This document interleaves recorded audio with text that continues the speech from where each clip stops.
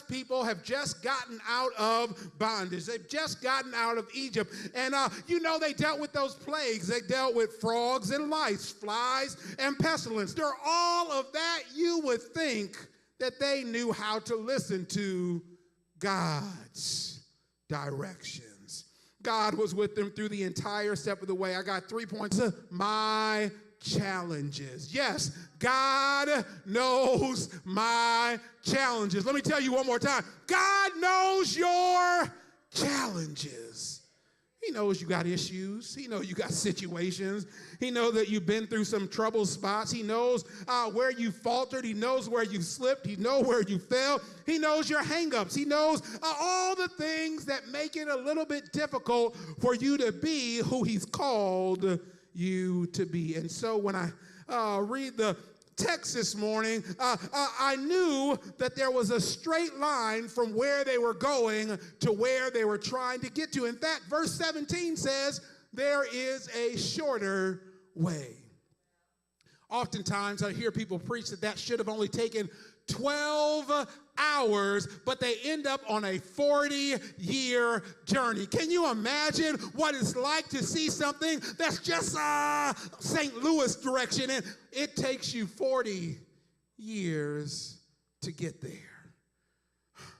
Imagine if there was something that was almost in your eyesight, but you just can't figure out why God is sending you another way. But God knows our challenges. If they, I know you're saying, Pastor, that he brought them out of all of that. He couldn't have taken them through something else, but God knew that the Philistines were there, and the Philistines wanted to fight. See, sometimes God knows that you're not ready for the battle that's right in front of you. So he gives you a detour, which may seem like the long way, but God knows what's going on with you. Have you ever felt like giving up? Have you ever been in a place where you said, I can't take this, I'm turning back? Well, that's what they would have done. How do you know, Pastor? How do you know that they would have turned around? Not just because the Bible tells me in that verse, but in the next chapter, even without fighting, they look back and say, oh, Moses, what's up? Why did you bring us out here? We could have stayed back. I'm so glad that God understands how much I can bear. It's not about how strong I am. It's not about how much discipline I have or I ever will have. It's not about where I was or am today, but it's about God understanding what I need in this moment. God understood what strengthened me yesterday, tomorrow. God knows, God knows. God sees and he knows. Second point this morning is God knows my coordinates. Yes, God knows my coordinates. Yes, God knows where I'm at right now. So as I read the text, there was a quick way, but that led to a battle that they were not ready to fight.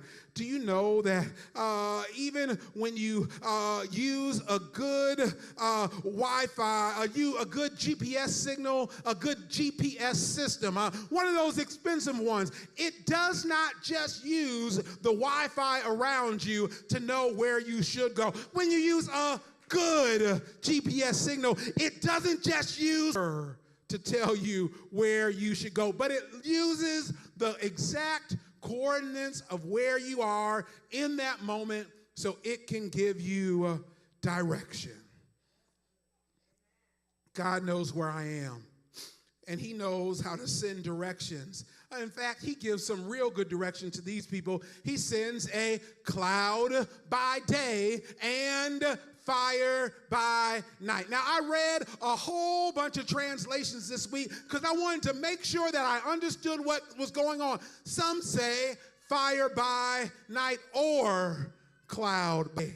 Because as I was reading, it was helped me to understand that there were some times when they would travel when it was day. They would travel when they were used to traveling. They would travel when everything seemed fine. But there are other times when they would have to travel and it was different conditions. Sometimes God sends us places and we're not used to traveling like that, so he has to send different directions. Now, let me make sure that we understand the context and even the historical perspective of where we are this morning.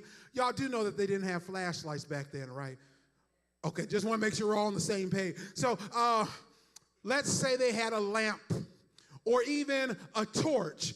A lamp or a torch is enough light for 4 to 6 people.